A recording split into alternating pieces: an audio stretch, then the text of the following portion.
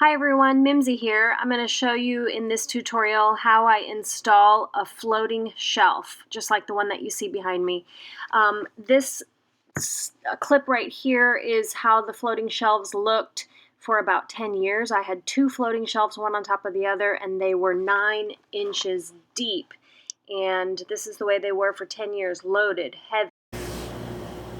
Okay, so the first thing that you're going to do is you are going to need a 1x2, a true 1x2. So you may have to cut it from a 2x4 like I did. The ones that they sell at Home Depot marked 1x2 are actually 3/4 by 1.5 or 1 3/4. It's not a true 1x2. So you may have to buy that special at a lumber yard or cut your own 1x2. Then you need lag bolts or lag screws like the ones I just showed you. I think those are 3-inch lag screws. Um, you need those. You definitely need lag screws. You can't just use a regular screw. You have to use a lag screw. And then you want to mark your studs on your wall because you definitely need to make contact with your studs. Pre-drill your 1x2 for your lag screws to go into. Make sure that you definitely pre-drill that large enough because you don't want to crack your 1x2. Then you're going to line up your holes with your studs. So you've got to locate your studs on your wall and mark your studs. Then I used a nut driver in my drill to drill in those lag screws. You could potentially just use, if you pre-drill the hole in your stud as well, you could use a ratcheting wrench or something like that. But if you can get a nut driver for your drill, it's a lot easier. So I went ahead and put in my first um, lag screw there, and then obviously leveled it up, stood back and looked at it to make sure it looked good. Then I went ahead and installed all the lag screws across my board on all of the studs. So I think I had 5 studs in this span of my board. So you want to go ahead and drill those in as tight as possible.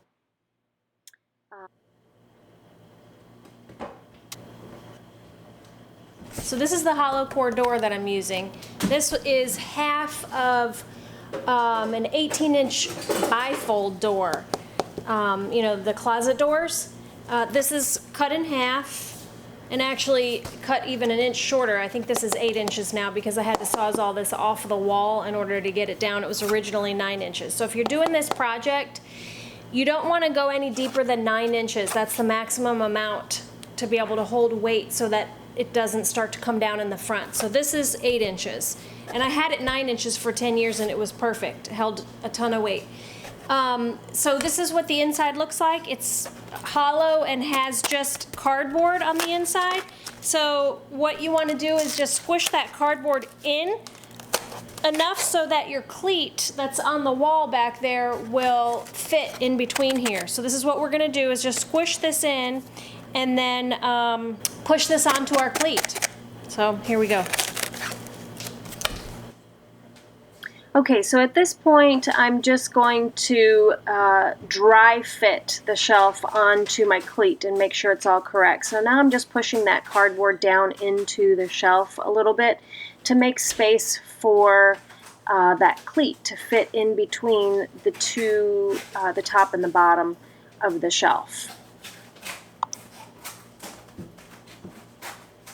So I'm just going to go ahead and dry fit this board onto the cleat to make sure that I left enough space between the board and the top of my backsplash in order for that wood veneer to fit on there. So I'm just pushing that on there and making sure that it is flush up against the wall on the top and on the bottom, and making sure that it's level and everything fits.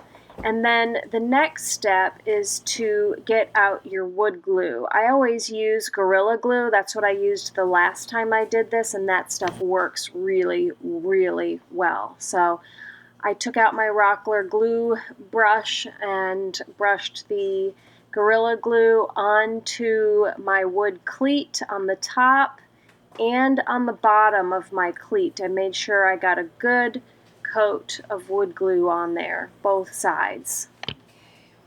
And then I'm going to go ahead and put my shelf back on to the cleat, making sure I put it in the correct direction because one side is actually cut and open. I wanted the finished side to be showing. The cut open side is going in the corner against the wall there, so you won't see that at all, and the open side on the other end. So you just make sure that your shelf is snug on the cleat and it is pushed all the way back flush against the back wall. I'm using a rubber mallet, which I probably should put some white fabric on because I think it did leave some black marks, but you're going to use a rubber mallet or a hammer with a wood block to protect your surface to bang that all the way onto the cleat so that that shelf is sitting completely flush with the wall on the top and on the bottom.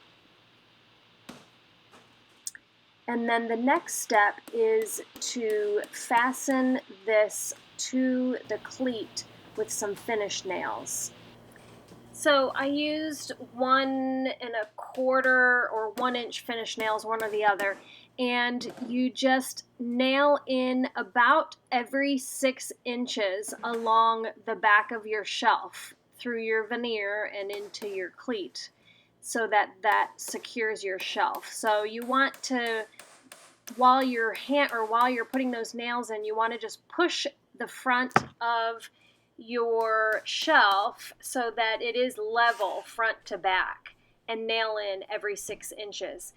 And then finally, once you've got nails in the top and the bottom, you're going to caulk that line against the wall to clean up the edge of the veneer and just fill any gaps that you may have against the wall there.